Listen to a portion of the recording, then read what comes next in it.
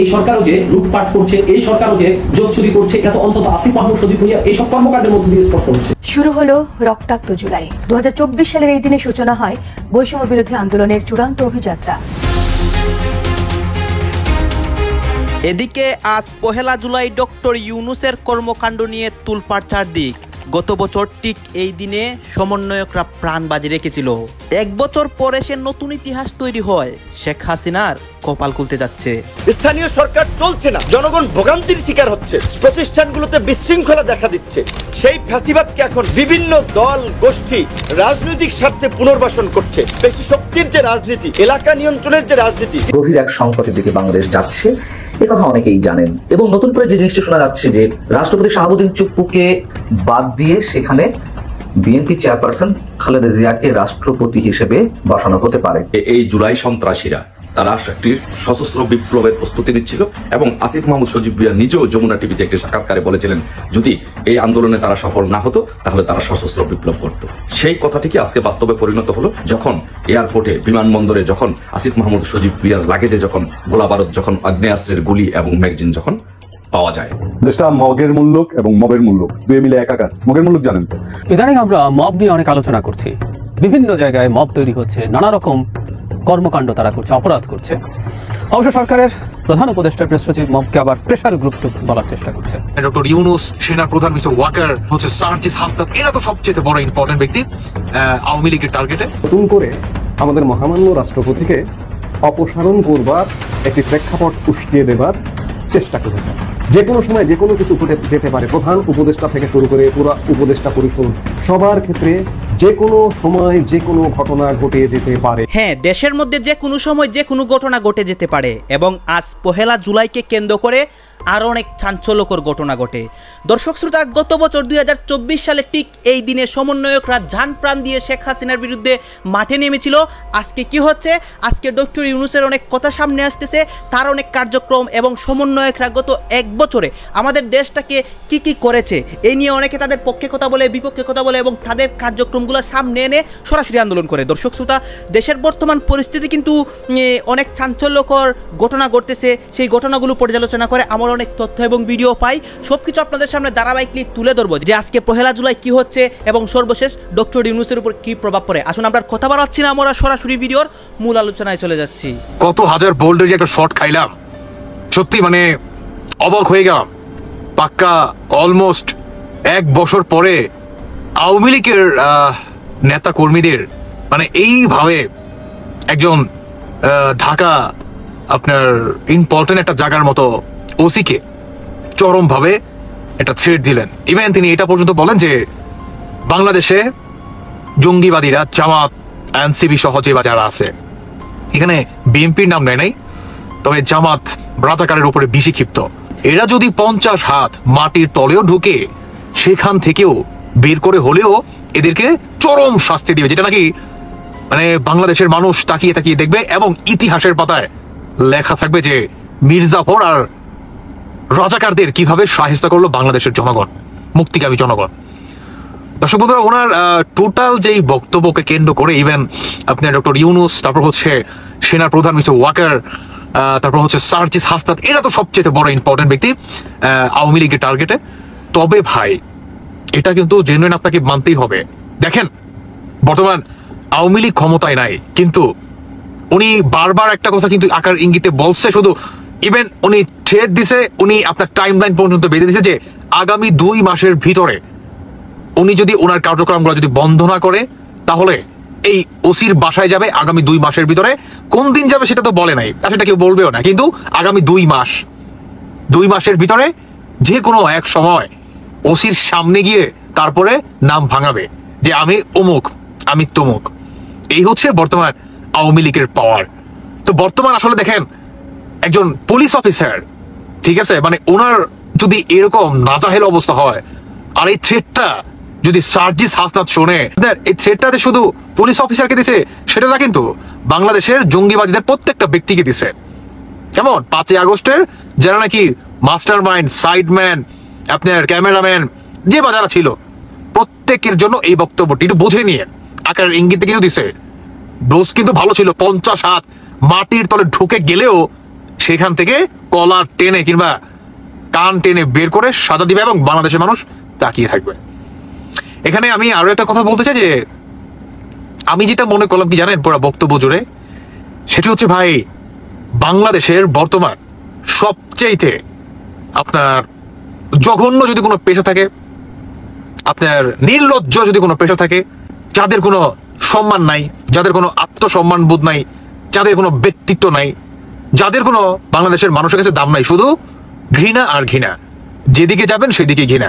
আওয়ামী লীগকে গেলে সেখানেও ঘৃণা, সরকারে গেলে সেখানেও ঘৃণা, বিএনপিতে গেলে সেখানেও ঘৃণা, জামাতের কাছে গেলেও সেখানেও ঘৃণা। মানে ঘৃণা ছাড়া মানে আপনার এই দলটা আর কিছু পাইল না আমাদের বাংলাদেশের এই পুলিশ বাহিনী।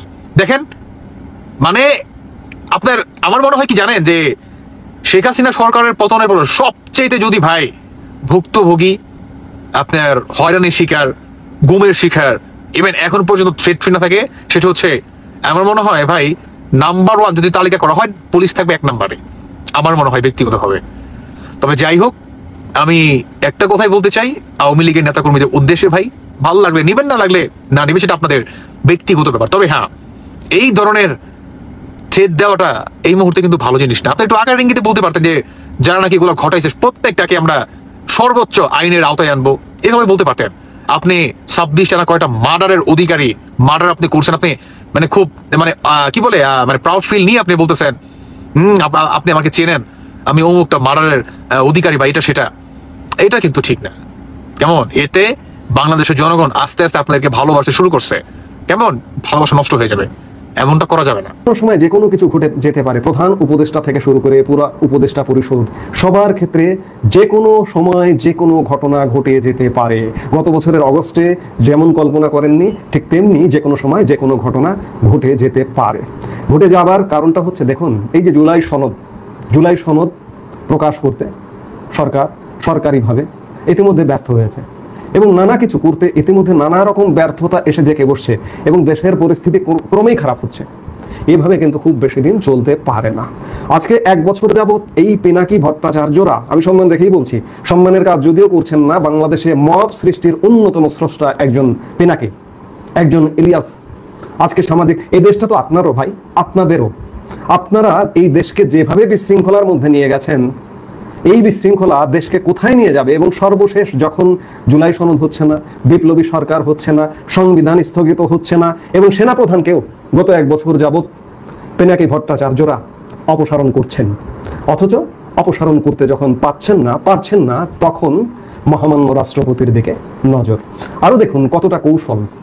সম্প্রতি সর্বশেষ মধ্য জুনে বিএনপির ভারপ্রাপ্ত চেয়ারম্যান তারেক রহমানের সাথে প্রধান উপদেষ্টা ডক্টর মোহাম্মদ ইউনূসের লন্ডন বৈঠক হয়েছে এবং আমরা জানি না সেই বৈঠকে বিএনপির কোনো সায় আছে কিনা, বিএনপির কোনো আলাপ আছে কিনা যে খালেদা জিয়াকে রাষ্ট্রপতি করা হবে। কারণ হঠাৎ করে পিনাকির পক্ষ থেকে এমন বার্তা কেন আসছে, এর কারণটা কি? বিএনপি এতদিন বলেছে যে রাষ্ট্রপতি অপসারণ আমরা চাই না, সংবিধান শূন্যতা হবে সেটি চাই না, এমনকি আওয়ামী লীগের নিষিদ্ধের পক্ষেও বিএনপি ছিল না। কিন্তু আওয়ামী লীগ যখন নিষিদ্ধ হয়ে গেল তখন বিএনপির ভাবখানা এমন মনে হলো যে বিএনপি যেন আওয়ামী লীগকে নিষিদ্ধ করবার প্রধান উদ্যোক্তাদের একজন। যাই হোক, সব কথার শেষ কথা আমি যেটি বলতে চাই, আপনি যত কিছুই করতে চান না কেন, আজকে 1 বছর সত্যিকার অর্থে আপনারা বহু ষড়যন্ত্র করেছেন, ভাঙচুর করেছেন, সারা বাংলাদেশকে বুলডোজার লাগিয়েছেন, সারা বাংলাদেশকে বিরামহীন ধর্ষণ করছেন, কিন্তু আমাদের কিছু জায়গায় হাত দিতে পারেননি এখনো পর্যন্ত। আমি নিশ্চিত নই, আমি জানি না যে আপনারা শেষ পর্যন্ত পারবেন কিনা, কারণ অনেক জায়গায় আপনারা হাত দিয়েছেন, মনোবল হয়তো অনেকের দুর্বল হয়ে গেছে। 32-এর মতো জায়গায় আপনারা বিদেশ থেকে ভিডিও বার্তায় দিয়ে 32 ভেঙেছেন। সেনাপ্রধানকে সরাতে পারেননি, রাষ্ট্রপতিকে অপসারণ করতে পারেননি, সংবিধানকে বাদ দিতে পারেননি, সরকারকে দিয়ে জুলাই মাসে জুলাই সনদ ঘোষণা করতে পারেননি। যত যাই করুন না কেন, শেষ কথা, সব কথার শেষ কথা বলতে চাই, ক্যান্টনমেন্টের অনুমোদন এখনো পাননি। বিএনপি যদি চায়ও যে তাদের দলীয় প্রধানকে রাষ্ট্রপতি বানাবে, নির্বাচনের মাধ্যমে নয়, জোর করে জবরদস্তিমূলকভাবে, এটি ক্যান্টনমেন্টের ইশারা ছাড়া অসম্ভব। ক্যান্টনমেন্ট এখনো পর্যন্ত মহামান্য রাষ্ট্রপতিকে অপসারণ করতে ইচ্ছুক নয়, সংবিধানকে স্থগিত করতে ইচ্ছুক নয়। আজকে কৌশল নিয়েছেন যে বিএনপি যেহেতু রাজনৈতিক দল হিসেবে বাধা হয়ে দাঁড়াচ্ছে রাষ্ট্রপতির অপসারণে, তাহলে বিএনপিকে একটি টোপ দিয়ে দিই। এই টোপ দেওয়ার মাধ্যমে বিএনপির প্রধানকে রাষ্ট্রপতি করি, রাষ্ট্রপতি হিসেবে তাকে বসিয়ে রেখে আমাদের যা কিছু করণীয় আমরা করব, এই কৌশল নিয়েছেন। এই কৌশলও আপনারা সফল হবেন না যদি না ক্যান্টনমেন্ট এতে সায় দেয়, ক্যান্টনমেন্ট এতে সমর্থন দেয়। আমরা যতদূর জানি ক্যান্টনমেন্ট এখনো পর্যন্ত একমত নয় যে রাষ্ট্রপতিকে অপসারণ করবে, এবং রাষ্ট্রপতিকে অপসারণ করবার প্রশ্নই আসে না। ক্যান্টনমেন্টের পয়েন্ট অফ ভিউ আমরা যতটুকু জেনেছি যে প্রশ্নই আসে না যে মহামান্য রাষ্ট্রপতিকে অপসারণ করবে। আপনারা ব্যর্থ হয়েছেন, ব্যর্থ হচ্ছেন। চারিদিকে নানান ধরনের গুঞ্জন এবং সমর্থিত অসমর্থিত বিভিন্ন সূত্র থেকে যে তথ্যগুলো পাওয়া যাচ্ছে, তাতে করে নিশ্চিতভাবে গভীর এক সংকটের দিকে বাংলাদেশ যাচ্ছে, এ কথা অনেকেই জানেন। এবং নতুন করে যে জিনিসটা শোনা যাচ্ছে যে রাষ্ট্রপতি শাহাবুদ্দিন চুপ্পুকে বাদ দিয়ে সেখানে বিএনপি চেয়ারপারসন খালেদা জিয়াকে রাষ্ট্রপতি হিসেবে বসানো হতে পারে। লন্ডন বৈঠক নিয়ে মানুষের মাঝে এর মধ্যে অনেক ধরনের সংশয়, সন্দেহ, রহস্য, প্রশ্নের সৃষ্টি হয়েছে। সেটি কি দৃশ্যমান হতে যাচ্ছে? আমরা নিশ্চিত নই। যেহেতু রহস্যের সৃষ্টি হয়েছে, সেখান থেকে নানান ধরনের কথা আসতেই পারে। জুলাই সনদ ঘোষণার বিষয়ে রাজনৈতিক দলগুলো যে ঐকমত্যে পৌঁছায়নি, সেই বিষয়টি সংবিধান সংস্কার বিষয়ক কমিশনের সভাপতি ডক্টর আলী রিয়াজ এর মধ্যে জানিয়েছেন, এবং তিনি বলেছেন যে আশা করা হচ্ছিল জুলাইয়ের মধ্যেই এই সনদ ঘোষণা হবে, কিন্তু সেটি এখনো নিশ্চিত নয়। তবে সাবেক সমন্বয়করা কিংবা তাদের নেতৃত্বে যে গঠিত দল জাতীয় নাগরিক পার্টি নেতারা বলছেন তারা জুলাই সনদ ঘোষণা দেবেই, জুলাই ঘোষণাপত্র জাতির সামনে উপস্থাপন করবে এই জুলাইকে সামনে রেখে। এবং যদি সেটি হয় এবং তাদেরটা যদি সরকার মেনে নেয়, তাহলে সংবিধান স্থগিত হয়ে যাবে। সামনের দিনে আসলে নির্বাচন হবে কিনা অথবা সরকার পুনর্গঠনের বিষয়ে দুটি সম্ভাবনা কথা জানা যাচ্ছে। আমি সে বিষয়ে আসছি। তার আগে এমন একটা ইঙ্গিত দিয়েছেন সংবিধান সংস্কার বিষয়ক কমিশনের আরেক সদস্য ইমরান আব্দুল্লাহ সিদ্দিক। তিনি বলছেন যে 5 আগস্ট সংবিধান স্থগিত করে বিপ্লবী বা ঐকমত্যের সরকার গঠন করা ছিল মোক্ষম সময়। সংবিধান স্থগিত করে জাতীয় ঐকমত্যের সরকার গঠন করা কঠিন মনে হলেও বৃহত্তর জনগণের ঐকমত্যের ভিত্তিতে তা হতেই পারে। দেখুন অবস্থা। এই যে ভদ্রলোক ইমরান আব্দুল্লাহ সিদ্দিক, তাকে কোন কমিশনের সদস্য করা হয়েছে? সংবিধান সংস্কার বিষয়ক কমিশন। অর্থাৎ সংবিধানকে এক্সিস্টিং রেখে তার ভিতর থেকে যেগুলো আপত্তিজনক সেগুলো পরিবর্তন, সংশোধন, সংযোজন, বিয়োজন ইত্যাদি ইত্যাদি কি করা যেতে পারে সেই বিষয়ে তো এই কমিশন। তিনি বলছেন যে এই সংবিধান ছুঁড়ে ফেলা যেতে পারে, স্থগিত করে রাখা যেতে পারে। কাদেরকে দিয়ে কোথায় বসানো হয়েছে, কোন কাজ হাসিল করছেন তারা? এখন যে দুটি সম্ভাবনার কথা শোনা যাচ্ছে, একটি তো বললামই যে সরকার পুনর্গঠিত হলে খালেদা জিয়াকে রাষ্ট্রপতি করা হতে পারে, এমন তো তারেক রহমানকে দেওয়া হয়েছে কিনা আমরা জানি না, এবং দেওয়া হলেও তারেক রহমান সেটি গিলেছেন কিনা সেটিও আমরা নিশ্চিত নই। সেটাই প্রথমে বললাম যে লন্ডন বৈঠকের রহস্য দৃশ্যমান হতে যাচ্ছে কিনা। আরেকটি যে সম্ভাবনার কথা শোনা যাচ্ছে যে সংবিধান স্থগিত করে বর্তমান প্রধান উপদেষ্টা ডক্টর মোহাম্মদ ইউনূসকে রাষ্ট্রপতি করা হতে পারে। প্রধান উপদেষ্টা কে হবেন? Tarique Rahman, BNP senior vice chairman বা ভারপ্রাপ্ত চেয়ারম্যান। আর উপপ্রধান উপদেষ্টা হবেন জামায়াতের আমির ডক্টর শফিকুর রহমান, এবং সেই সরকারের অধীনে উপদেষ্টা পরিষদে তারাই থাকবেন বিভিন্ন রাজনৈতিক দলের মধ্য থেকে নির্বাচিত প্রতিনিধি। নির্বাচিত মানে সবাই মিলে আলোচনা করে প্রতিনিধি পাঠাবে। আর বর্তমান উপদেষ্টাদের পারফরমেন্স বিবেচনা করা হবে, যাদের পারফরমেন্স ভালো তারা থাকবে, বাকিরা বাদ যাবেন। কারা বাদ যাবেন কারা থাকবে সেটা ভালো শোনায় বোঝা যাচ্ছে। এখন সংবিধান স্থগিত করে এ ধরনের কোনো সরকার গঠিত হলে নিঃসন্দেহে নির্বাচন অনুষ্ঠান বিলম্বিত হবে। আদৌ নির্বাচন কবে অনুষ্ঠিত হবে সে বিষয়েও কোনো নিশ্চয়তা থাকবে না। কিন্তু এক্ষেত্রে এই বর্তমান বাংলাদেশে যার অন্যতম প্রধান ভূমিকা ছিল সেনাপ্রধান জেনারেল ওয়াকারুজ্জামান, যার প্রতি মানুষের যে আস্থা ছিল সেখানে কিছুটা হলেও চির ধরতে শুরু করেছে, সেই সেনাপ্রধানের কি হবে? সেনাপ্রধান জেনারেল ওয়াকারুজ্জামানের এই অপশনগুলোর প্রতি কোনো সম্মতি আছে কিনা, বিশেষ করে সংবিধান স্থগিত করে নতুন জাতীয় সরকার গঠনের ক্ষেত্রে? তার কারণ এরকম কথা তো অনেক আগে থেকেই মানুষের মুখে মুখে রয়েছে যে সংবিধান স্থগিত করা হতে পারে। সংবিধান স্থগিত করা হলে রাষ্ট্রপতি শাহাবুদ্দিন চুপ্পুকে তো বাদ দেওয়াই হবে। সেক্ষেত্রে সাথে সাথে সেনাপ্রধানকেও চাকরিচ্যুত করা হবে, এবং এরপরে আরো নানান ধরনের অ্যাকশনের কথা শোনা যায় যেগুলো আমি প্রকাশ্যে বলতে চাই না। আছে তো এরকম গুঞ্জন, কম বেশি আমরা সবাই জানি। সেক্ষেত্রে সব ডিজাইনগুলো সেনাপ্রধান ঠিক ভালোভাবে বুঝতে পারছেন কিনা, তার কর্তব্যটা কি, দেশের সব মানুষের দায়িত্ব তিনি নিজের কাঁধে তুলে নিয়েছিলেন, সেই জায়গা থেকে তার ভূমিকা কি হবে তিনি নিজেই ভালো জানেন। তো গত 1 বছরে প্রায় 11 মাস তো হয়ে গেল, শেখ হাসিনা সরকারের পতনের পর কি হয়েছে? শেখ হাসিনা সরকারের পতনের পর মিনিমাম কোনো পরিবর্তন কি এসেছে? নতুন যে রাজনৈতিক বন্দোবস্তের কথা বলা হয়েছিল, স্বপ্ন দেখানো হয়েছিল, তার বদলে কোথায় কি পরিবর্তন হয়েছে? অথবা তার কোনো ছিটে ফুটাও বর্তমান জাতীয় নাগরিক পার্টি বা কথিত বিপ্লবের দাবিদার তারা কোনো পরিবর্তন আনতে পেরেছেন?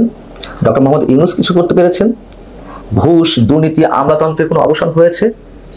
বিনিয়োগের কোনো পজিটিভ সাইন আমাদের সামনে উপস্থিত হয়েছে?